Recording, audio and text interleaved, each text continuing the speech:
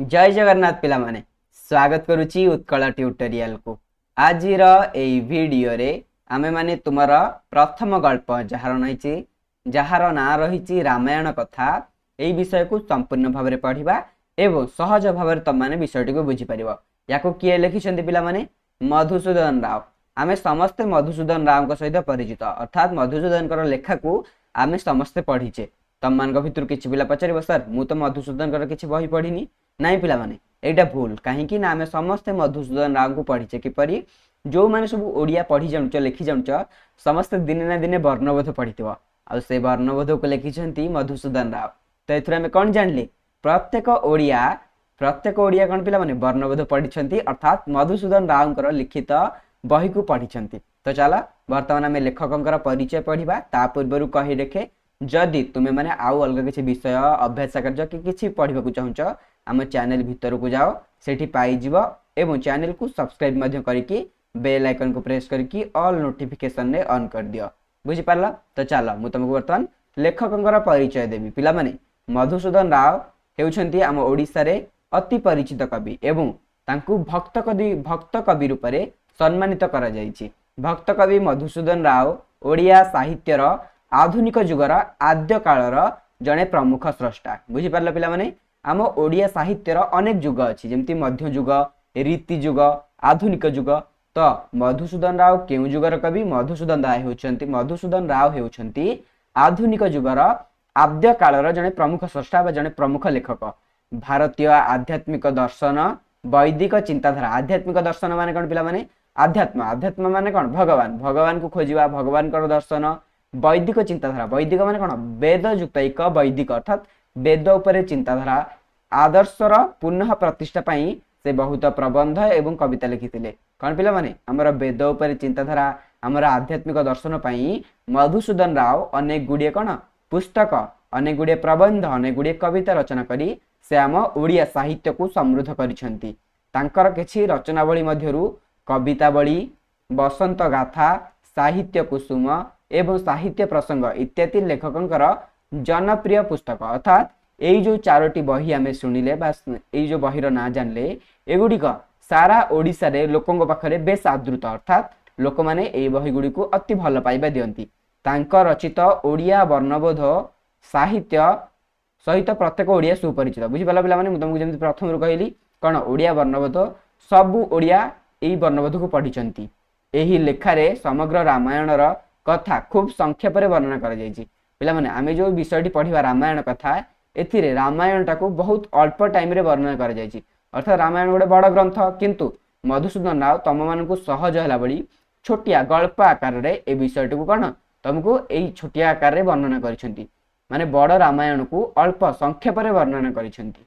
तो पिला माने एबे चला आमे पढ़िबा कौन अछि देख भारत वर्ष रे अयोध्या नामक गोटे नगरी अछि। कौन पिला माने आम भारत रे उत्तर प्रदेश भितर अयोध्या नामक गोटे नगरी अच्छी जोठी एबे नूतन राम मंदिर मध्य प्रतिष्ठा पाई। पिला माने वर्षे तले राम मंदिर तैयारी होइतिला अयोध्या रे आमे समस्ते पालन करथिले मध्य सेठारे अति प्राचीन काल रे दशरथ नामक जने राजा थिले। अयोध्या रे कि थिले पिला माने दशरथ नामक जने राजा थिले एवं तांकर 3 जण रानी थिले।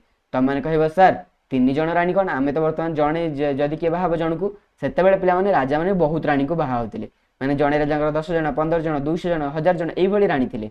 बुझी पारल किंतु दशरथंकर केते जण रानी थिले 3 जण रानी तांका ना कोन कौशल्या कैकेयी और सुमित्रा। 3 जण ना कोन पिला माने कौशल्या कैकेयी और सुमित्रा। ज्येष्ठा रानी कौशल्यांकर पुत्र रामचंद्र। बुझी पारल पिला माने ज्येष्ठा माने कोन ज्येष्ठ माने बड़ ज्येष्ठा कहीं केला ना जेहेतु रानी हेले स्त्रीलिंग तो ज्येष्ठ जगह ज्येष्ठा है। बुझी पारल तो बड़ रानी बा रानी मान भीतर जे होचंदी बड़ सी हेले किए कौशल्या तो कौशल्यांकर पुत्र हेले रामचंद्र। मध्यम रानी 3 जण अछंती जने बड़ जने मझिया जने सान तो मध्यम रानी कैकेयींकर पुत्र भरत तो मझी रानी किए कैकेयी तो कौशल्या बड़ तापरे कैकेयी तापरे सुमित्रा सुमित्रा होचंदी सभा सान तो कैकेयींकर पुत्र किए कैकेयींकर पुत्र हेले भरत। कनिष्ठ रानी सुमित्रा कनिष्ठ माने कोन पिला माने कनिष्ठ माने सान जेहेतु एटा स्त्रीलिंग तो कनिष्ठा हैला तो कनिष्ठ रानी किए सुमित्रा सुमित्रांकर 2 जण पुत्र थिले तथा लक्ष्मण आ शत्रुघ्न।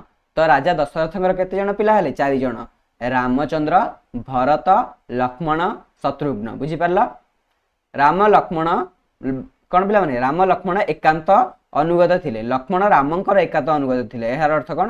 ପିଲାମାନେ ଅନୁଗତ ମାନେ ତାଙ୍କ ସାଙ୍ଗରେ ଜଡ଼ିତ ହୋଇ ରହୁଥିଲେ, ଅର୍ଥାତ୍ ସେଇ ଦୁଇ ଭାଇଙ୍କର ଗୋଟେ ଭଲ ବନ୍ଧୁତ୍ୱ ଥିଲା। ସେଇ ଦୁଇ ଭାଇ ସଦାବେଳେ ନିଜର ପରସ୍ପର ମଧ୍ୟରେ ଭଲ ସମ୍ପର୍କ ଥିଲା, ଭଲ ବନ୍ଧୁତ୍ୱ ଥିଲା ୟାଙ୍କ ଅପେକ୍ଷା।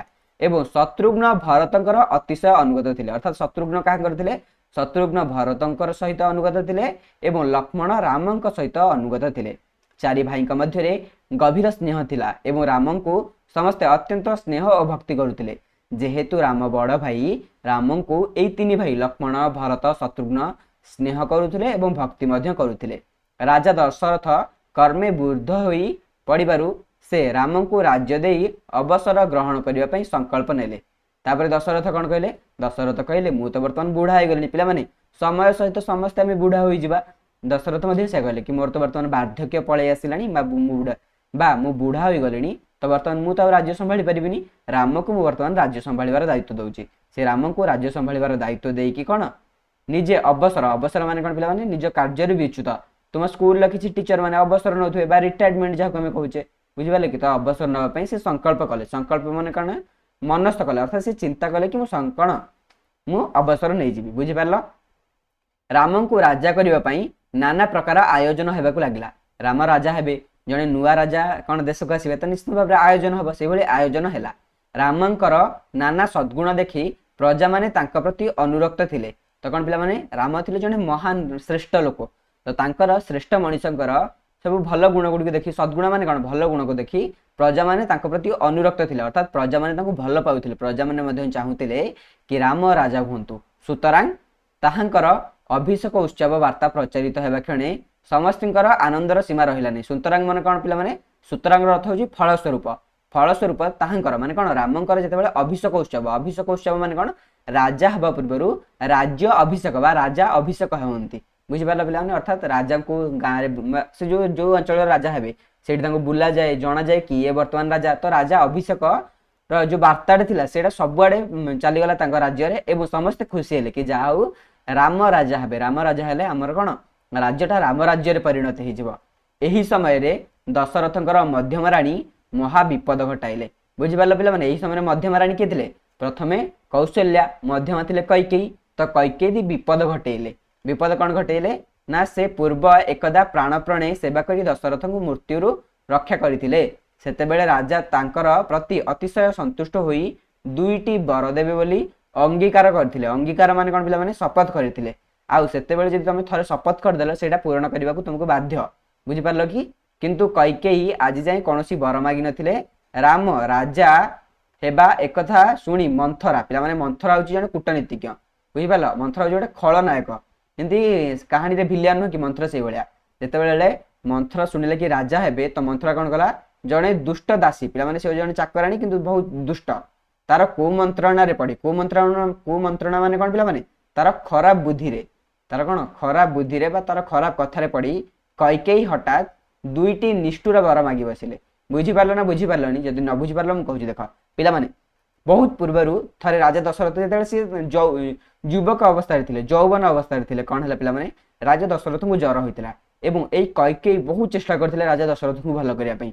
ତାଙ୍କୁ ତାଙ୍କ ପାଖାପାଖି ବସୁଥିଲେ, ତାଙ୍କୁ ବହୁତ ସାରା କଥା କହୁଥିଲେ, ତାଙ୍କୁ ଖାଇବା ଦେଉଥିଲେ, ତାଙ୍କର ଯତ୍ନ ନେଇକି ରାଜା ଦଶରଥଙ୍କୁ ଭଲ କରିଦେଲେ। ଭଲ କରିଦେଲା ପରେ ରାଜା ଦଶରଥ ଖୁସି ହେଇଗଲେ। ଖୁସି ହେଇ କହିଲେ, ହେ କୈକେୟୀ, ତମେ ମୋତେ ଯାହା ଦୁଇଟି ବର ମାଗିବ ମାଗ, ତମେ ଯାହା ମାଗିବ ମୁଁ ତମକୁ ତାହା ଦେବି। କୈକେୟୀ କହିଲେ, ହେ ମୋର ତମେ କ'ଣ ମୋ ସ୍ୱାମୀ ତମେ, ତମକୁ କ'ଣ ବର ମାଗିବି? ମୁଁ ବର୍ତ୍ତମାନ କିଛି ବର ମାଗିବିନି। ଏଠୁ ରାଜା ଦଶରଥ କହିଲେ, ହଉ ଠିକ୍ ଅଛି, ତମକୁ ଯେତେବେଳେ ଦରକାର ହବ କିଛି ତମେ ମୋତେ ମାଗିବ ଦୁଇଟି ବର, ମୁଁ ତମକୁ ଦେବି। ଏଇ କଥାଟା ପୂର୍ବରୁ କହିଥିଲେ। ବର୍ତ୍ତମାନ କ'ଣ ହେଲା? କୈକେୟୀଙ୍କୁ ଏଇ ଯୋଉ ମନ୍ଥରା ବୋଲି ଗୋଟେ ବୁଢ଼ୀଟା ଅଛି ବା ସେ ହେଉଛି କ'ଣ? ଜଣେ ଦୁଷ୍ଟ ଦାସୀ। ଦୁଷ୍ଟ ଦାସୀ ମାନେ କ'ଣ ପିଲାମାନେ? ଯିଏ ଦୁଷ୍ଟ ଦାସୀ, ଦାସୀ ମାନେ କ'ଣ? ଯିଏ ସେବା କରେ ଏବଂ ତାର ଖଳନ ପ୍ରକୃତି ଥିଲା, ଅର୍ଥାତ୍ ଖରାପ ପ୍ରକୃତି ଥିଲା। ମନ୍ଥରା ଯାଇକି କୈକେୟୀକି ସଲା ସୁତରା କରି କହିଲା କି ମା, ତମ ପୁଅକୁ ରାଜା କରୁନ, ଆଉ ସେ ରାମଟାକୁ କାହିଁ ରାଜା କରିବ? ତା ପାଖରେ କ'ଣ ଗୁଣ ଅଛି? ତମ ପୁଅ ଭାରି ଭଲ, ଏମିତି କହିଲା। କୈକେୟୀ ହେଠୁ ତା ବୋଲରେ ପଡ଼ିକି କ'ଣ କଲେ? ଦୁଇଟି ନିଷ୍ଠୁର ବର ମାଗିଲେ। ଅର୍ଥାତ୍ ସେ ନିଷ୍ଠୁର ବର ଦୁଇଟି କ'ଣ ଦେଖ ନା, ଗୋଟିଏ ବର ଏହିକି ଯେ ଭରତ ରାଜା ହୁଅନ୍ତୁ ଏବଂ ଅପର ବର ଏହିକି ଯେ ରାମ 14 ବର୍ଷ ନିମିତ୍ତ ବନକୁ ନିର୍ବାସିତ ହୁଅନ୍ତୁ। ବୁଝିପାରିଲ ପିଲାମାନେ? ଏହାର ଅର୍ଥ କ'ଣ? ଗୋଟେ ବର ମାଗିଲେ ଭରତ ରାଜା ହୁଅନ୍ତୁ। ଭରତ କାହାଙ୍କ ପୁଅ? ଭରତ କୈକେୟୀଙ୍କ ପୁଅ। ତ ଯାଇକି ଦଶରଥଙ୍କୁ କହିଲେ କି ମୋ ପୁଅ ଭରତ ରାଜା ହେବେ, ଅର୍ଥାତ୍ ଭରତ ରାଜା ହେବେ, ରାମଚନ୍ଦ୍ର ହେବେନି। ଏବଂ रामचंद्र चतुर्दश चतुर्दश माने कौन पिला माने 14 वर्ष रामचंद्र 14 वर्ष वन निमित्त कौन पिला माने निमित्त वन को निर्वासित हुअन्तु अर्थात 14 वर्ष पाई निमित्त माने कौन पाई की वन को माने कौन जंगल को निर्वासित हुअन्तु माने जंगल को चली जातु बा से जंगल रे जाइकी रहन्तु 14 वर्ष पाई। दशरथ अत्यंत सत्यपरायणी थिले सत्यपरायण माने कौन पिला माने दशरथ जहाँ कहूथिले ता करूथिले धर्य मु तुमको कथा दे देछि पिला माने काली तमर क्लास हबो माने हबो जहाँ भी गले क्लास हबो सेही भली दशरथ जोड़ा कहि देथिले सेटा से पालन करथिले से केबे हेले सत्य भंग करनथिले अर्थात से आज पर्यंत जहाँ कहिसंती केबे से भली किछि जहाँ कहिसंती सब करिसंती किछि सत्य भंग करनांती। से पूर्वे दुईटी वर देबे बोली अंगीकार करथिले अंगीकार माने से पूर्वे दुईटी वर देबे बोली शपथ करथिले वर्तमान ताहा लंघन करि न पारिले अर्थात कोन वर्तमान सेडा को से लंघन माने कोन पिला माने ताकू मना करि पारले नहीं अर्थात वर्तमान से कहिथिले माने से दबाकू बाध्य सुतरां राम को वन को गमन करने को हैला अर्थात सी जेते बेले आसिक दशरथ पिला माने एठी हैला कोन ना दशरथ आसिक रामचंद्र को कहले क्या रे माँ कईके एमिति कहूची रामचंद्र हेठू कहले हाँ पिताश्री मोर किछि असुविधा नहीं माँ कहउछन्ती माने किछ त भल पाई कहथुवे राम हेठू खुशी खुशी रे पिला माने वन को पळेले बुझी पारला।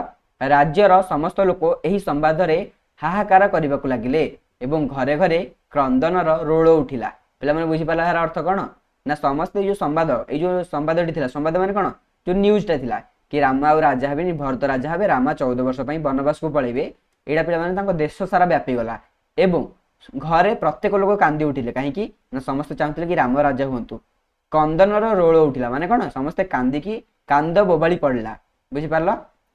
राम मिथिला राज्यर अधिपति जनकंकर कन्या परमा सुंदरी सर्वगुणाकुलता सीता को विवाह करथिले बुझी पारल पिला माने कौन रामा मिथिला राज्यर अधिपति अर्थात राम कहाँ को बाहा पिला माने मिथिला राज्यर राजा कर कन्या मिथिला राज्यर राजा किए जनक जनकंकर कन्या किए पिला माने जनकंकर कन्या हेले माँ सीता सीता कौन अत्यंत सुंदरी सर्वगुणांकल कृता अर्थात पिला माने कौन सबु गुण रे से अलंकृता सर्वगुणा अलंकृता बुझी पारल सर्वगुणा अलंकृता बुझी पारल तो सबु गुण रे जे अलंकृत तांको कहा जाय कौन सर्वगुणा अलंकृता बुझी पारल।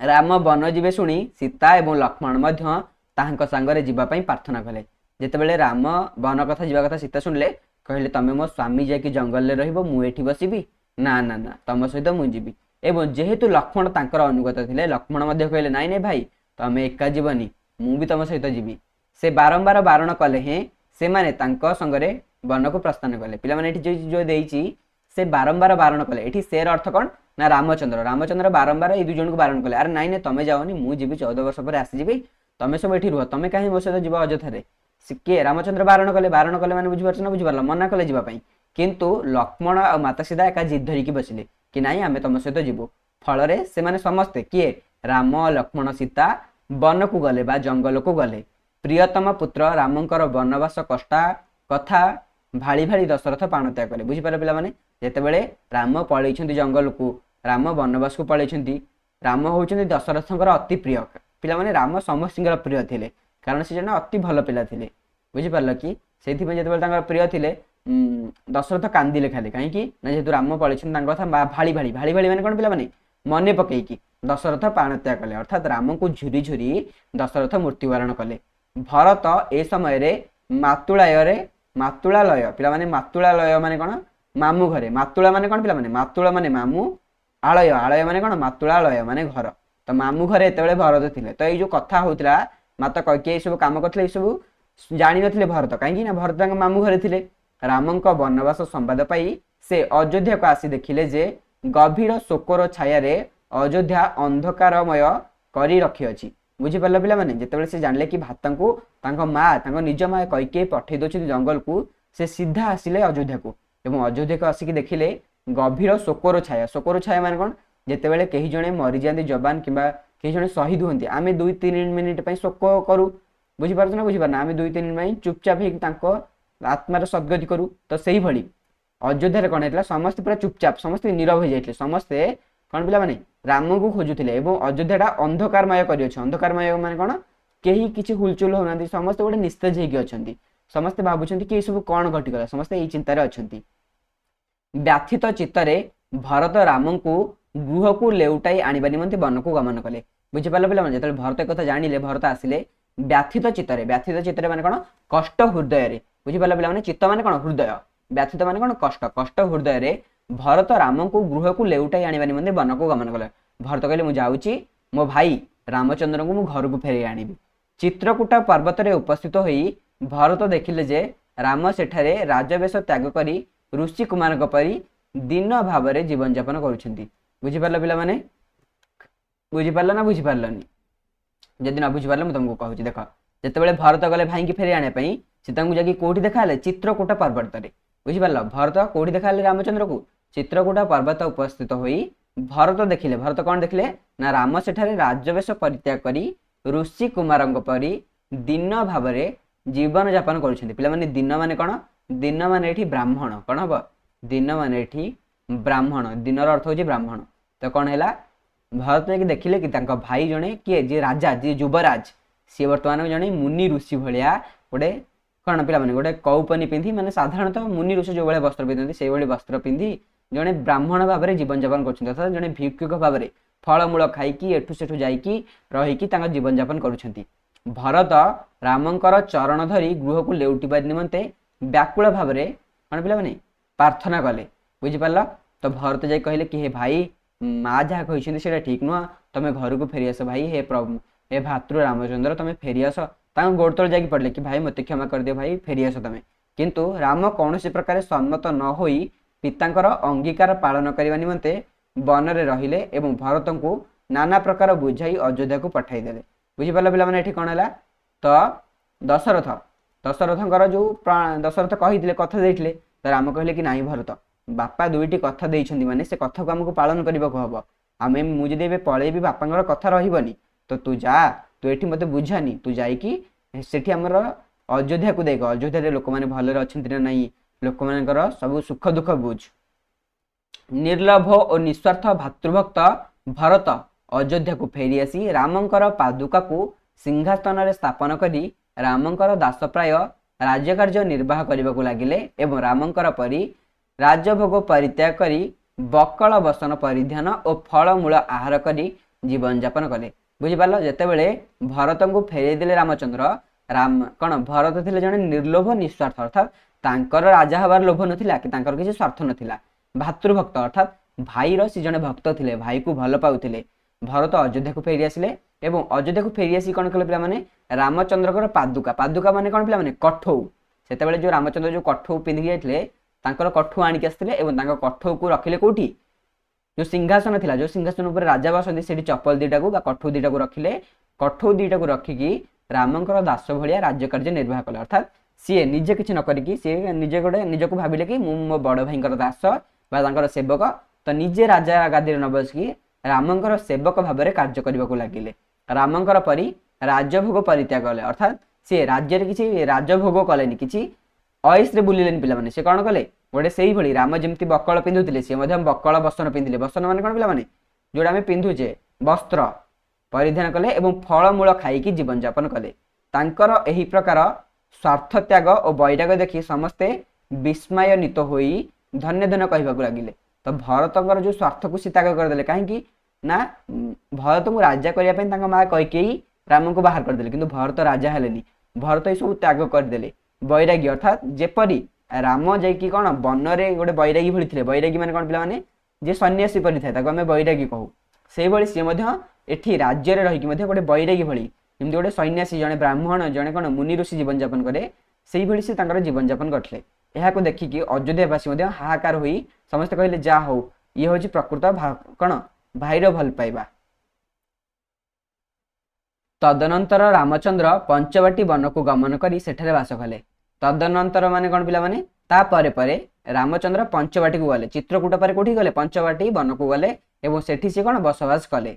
राम और सीता राजपूत और राजकन्या हेले सेमानंकर परस्पर मध्य एहीपरि स्नेह थिला जे सेमाने वनवास कष्ट को कष्ट बोली मणि नथिले। देख पिला माने राजा एवं रानी थिले, तो राजांकर पुओ थिले किए रामचंद्र एवं राजा जनकर झील मध्य थिले सीता, माने दिजन जाक राजांकर पुओ झील। तो हेले मध्य सेमानक भितर एमिति भल पाइबा थिला जे सेमाने जो जंगल जाकि रहले तांको किछि कष्ट जणा पडु नथिला। बुझि पारला? पंचवटी रे किछि दिन वास कला। उत्तरारु दिने राम और लक्ष्मण मृगया वन को जाइथिबा समय रे लंकार राजा रावण आसी सीता को हरण कर नहीं गला। बुझी पाला पिला माने एठी कोन हैला ना से माने कोठी वास करथिले, से माने पंचवटी वन रे वास करथिले, किंतु किछि दिन गला परे उत्तरारु दिने राम लक्ष्मण मृगया को जाइथिले फल आनिबा पई। मृगया को गले, मृगया बोली साइड रे गोटे जंगल थिला सेठी जाइथिले एवं माता सीता को एठी छाडी जाइथिले। किंतु रावण आसी कोन गला माता सीता को हरण, हरण माने कोन पिला माने चोरी करी नहीं गला। तो मैंने कहे सर हरण माने मिश्रण फेड़ाणु गुणन हरण, एठी सेही हरण हबनी, एठी हरण माने कोन पिला माने चोरी करी नहीं गला। दुर्मति रावण सीता को ताहार राणी करबा निमंते प्रलोभन देखाई नाना प्रकार चेष्टा करथिला। तो रावण कहला हे सीता एठी जंगल ले बुलनी, आस मो राणी हिकी रह, मु तुमको श्रीलंकार गोटे एक नंबर राणी करी रखबी, तमे श्रीलंका रे जहा चाहिबो ताहा करिवो। लंका पिला माने जोडा वर्तमान श्रीलंका अछि सेतेबेले सेइठी राज सेइठी थिला कोन रावण थिला। किंतु महासती सीता तार प्रलोभन रे भूली नथिले, अर्थात सीता जमा भी ता प्रलोभन रे पड़ी नथिले, जमा भी से जानी थिले से होजनी रामंकर पत्नी, से जमा भी आउ काहाकू कोन पिला माने निजर ये देई नथिले, निजर वचन देई नथिले बा आउ काहार फास रे पड़ी नथिले। तहु निष्ठुर रावण तांको बहु कष्ट देला। रावण कला कोन कला, रावण कहले कि तमे मो राणी हबार अछि, तमे कोन पई से जो राम भलिया गोटे बैरागी जे सन्यासी भली जीवन यापन करछि ता सहित रहउचा। तो सेमती कहे कि माता सीता को बहुत कष्ट देला रावण, किंतु सीता कौन सी प्रकार ताहार अनुगत हेले नहीं, अर्थात अनुगता हेले नहीं। यार अर्थ कौन पिला माने सीता केभे भी रावण पाखक गले नहीं, रावण संगे मिसिले नहीं, केवल राम को सर्वदा ध्यान करी सेही भीषण राक्षसपुरी रे दिन यापन करथिले। सीता कौन करथिले सेठी कोठी पिला माने रावण जो नेकी रखिला तां गोटे अशोक बाटिका रे से सदाबेले राम को मने मने खोजिकी सेइथिरे रहिथिले। रामचंद्र मृगयारु फेरी आसी सीता को देखा न पाई शोकरे अधीर होई नाना स्थान रे तांकर अनुसंधान करने को लगिले। जेतेबेले मृगया को फेरिकी आसले रामचंद्र लक्ष्मण सेतेबेले से जेतेबेले सीता को न पाइले सबआडे खोजाखोजी कले सीता को, किंतु ताहांकु न पाइबारु किष्किंधार राजा सुग्रीवଙ୍କ संगे मित्रता करी ताहांकर अनुचर मानकु सीतांकर अनुसंधान एवं अनुसंधान अर्थ देशेंद्र को पठाइले। बुझी पाले पिला माने यार अर्थ कोन ना जेतेबेले बहु जगह खोजिला पर न पाइले कोन हैला किष्किंधार जने राजा थिले, कोन किष्किंधार जने राजा थिले जहां नाम होची सुग्रीव, तांको संगे से मित्रता कले। के मित्रता कले रामचंद्र मित्रता कले किष्किंधार राजा संगे सुग्रीवଙ୍କ संगे एवं तांकर अनुचर, अनुचर माने कोन जेउ माने किष्किंधार राजा सुग्रीवଙ୍କର पाखापाखी थिले तांको तांका अनुचर कहा जाय। तांकर जे कोन खबर ग्रहण करंती।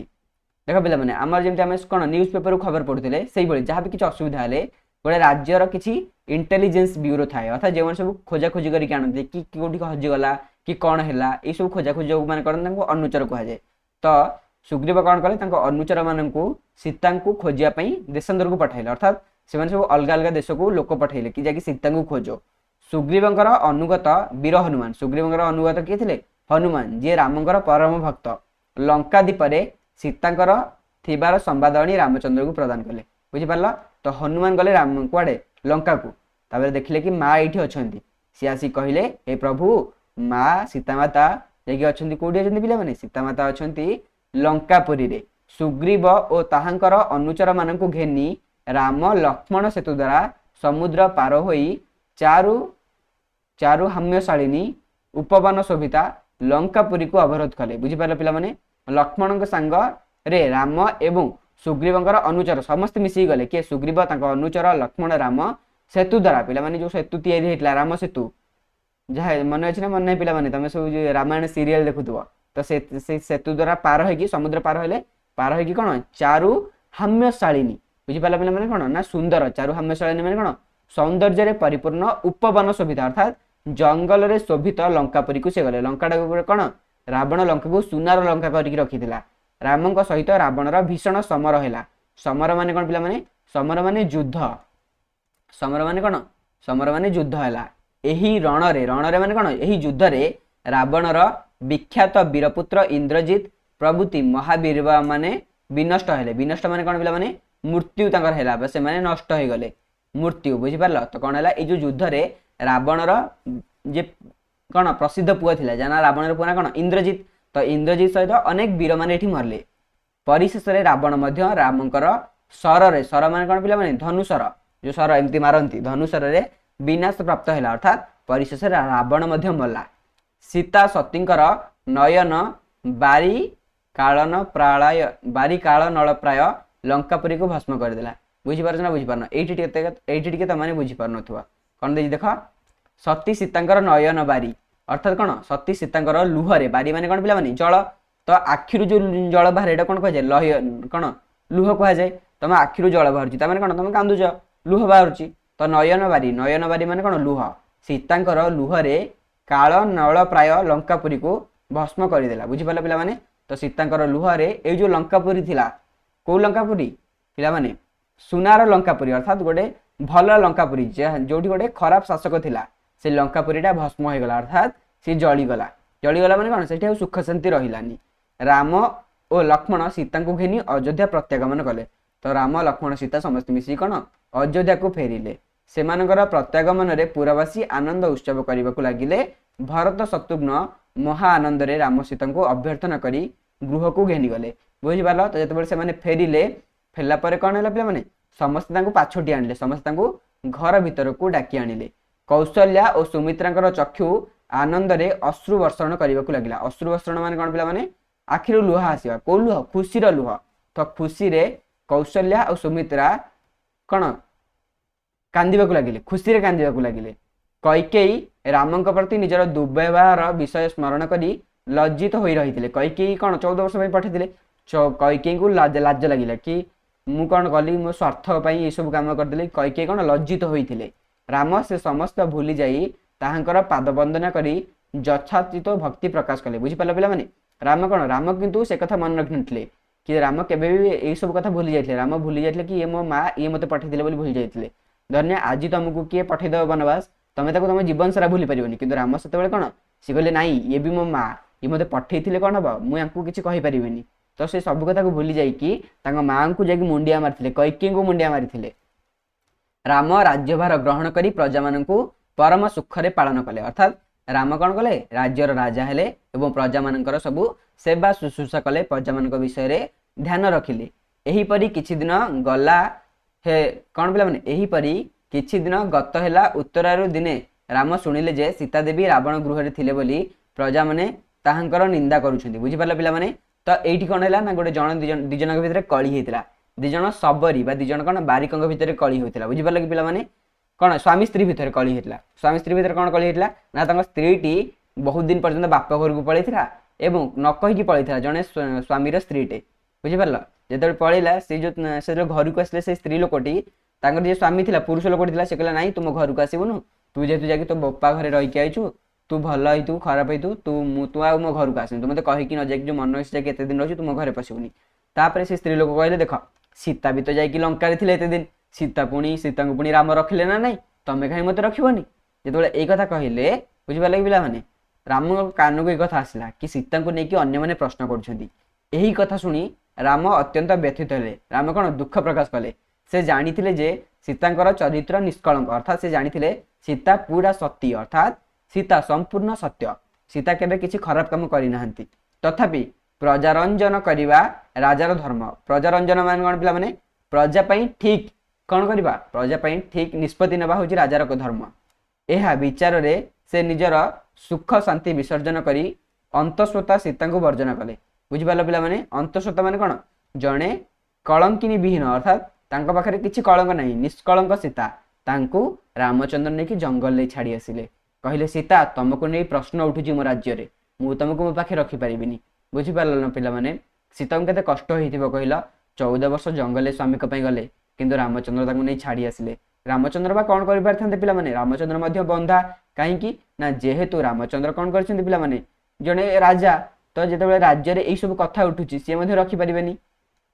लक्ष्मण भ्रातांकर आदेश रे सीता को संगे कौन पिला माने संगरे घेनी नै वाल्मीकि कर तपोवन रे रखि आसिले। बुझी पारला पिला माने वाल्मीकि आश्रम जोटा कोठिला तपोवन रे सेठी लक्ष्मण नै कि सीता को छाड़ी के आसिले वाल्मीकि पाखरे।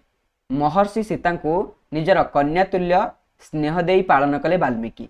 बुझी पारला पिला माने वाल्मीकि कौन कले वाल्मीकि महर्षि सीता को निजर झियो भली पालन कले।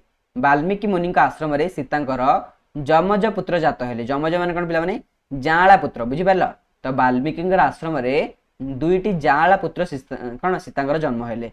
बाल्मीकि यही दुई शिशु को कुश एवं लव नाम देते। तो रामकर जो दुई जन पुत्र थे ना कौन लव कुश बुझीपार कि सी कौटी जन्म होते बाल्मीकि आश्रम से धनुर्विद्या राजधर्म विषय शिखाई से राम और सीता विषय महाकाव्य रचना करी से गाइबा शिखाइले।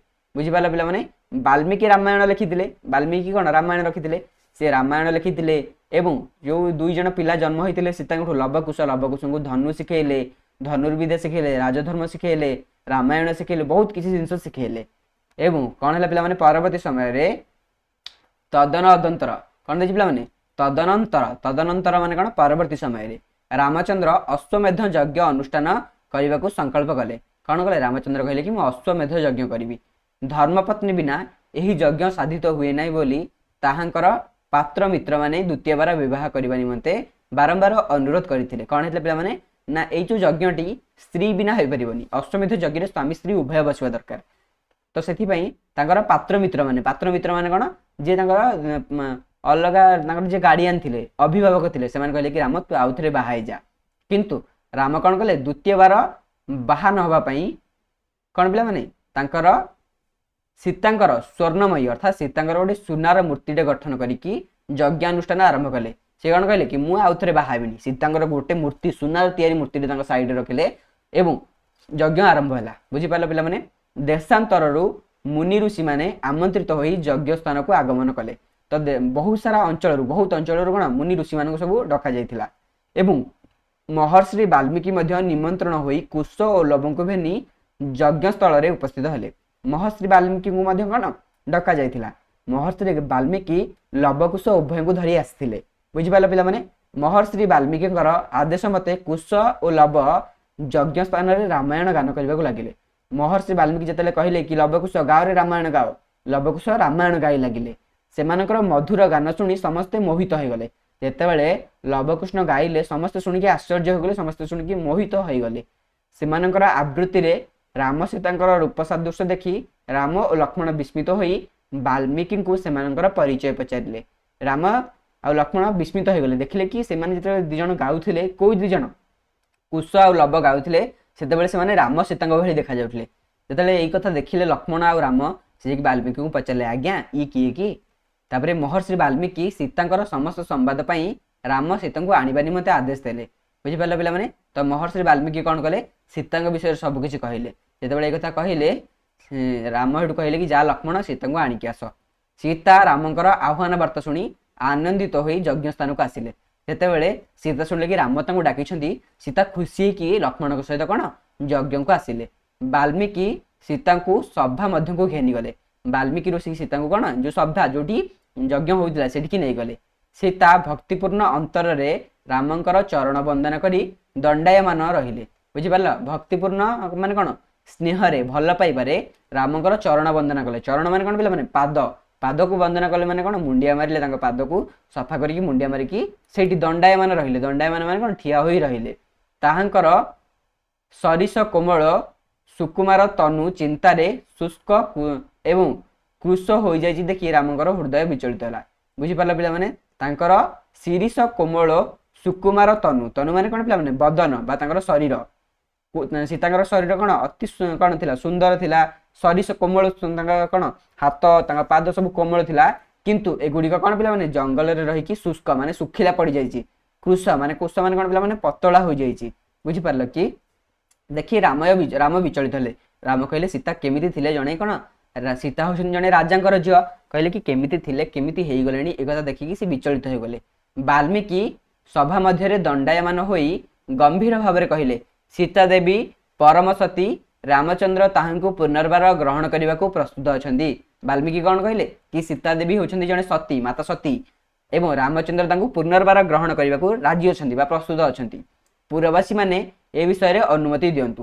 कौन पिला माने पुरवासी माने कौन सेठी जो लोक माने उपस्थित थिले बा तांकर अंचलर लोक मानको अनुमति मागिले वाल्मीकि कि कहले रामचंद्र राज्य अछंती माता सीता को ग्रहण करने पई आपण माने मध्य अनुमति प्रदान करंतु। वाल्मीकि कथा शुणी साधु व्यक्ति माने तथास्तु बोली कहले। साधु माने कौन कहले तथास्तु बोली कहले किंतु अविश्वासी कुटिल प्रकृतिर लोक माने कौनसी उत्तर देले नहीं। तो जो माने कुटिल प्रकृतिर लोक थे जो माने अविश्वासी से माने उत्तर देले नहीं। सीता देवी खल लोकंकर अविश्वास अत्यंत मर्माहित एवं मूर्छित होई भूतल रे बाहाहत कदली वृक्ष परी प्राय पड़गले एवं सहसा प्राणत्याग कले। बुझीपार पिला माने यार अर्थ कौन है? सीता देवी खल खल लोक माने कौन?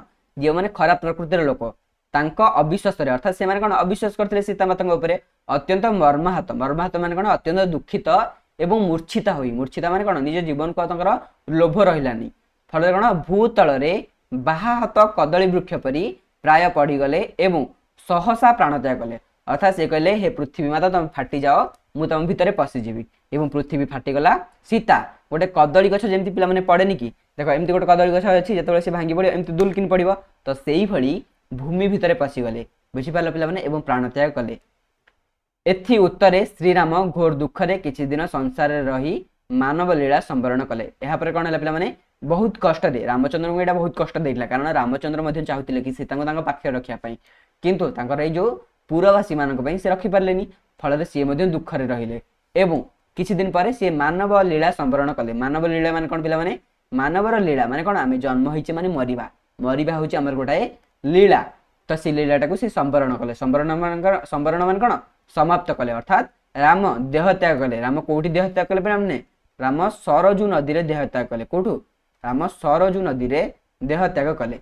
तो ये देख किछि भिड़ शब्दर अर्थ देइछि तो मैंने या करदब परवर्ती वीडियो रे आमे यार अभ्यास कार्य आलोचना करवा।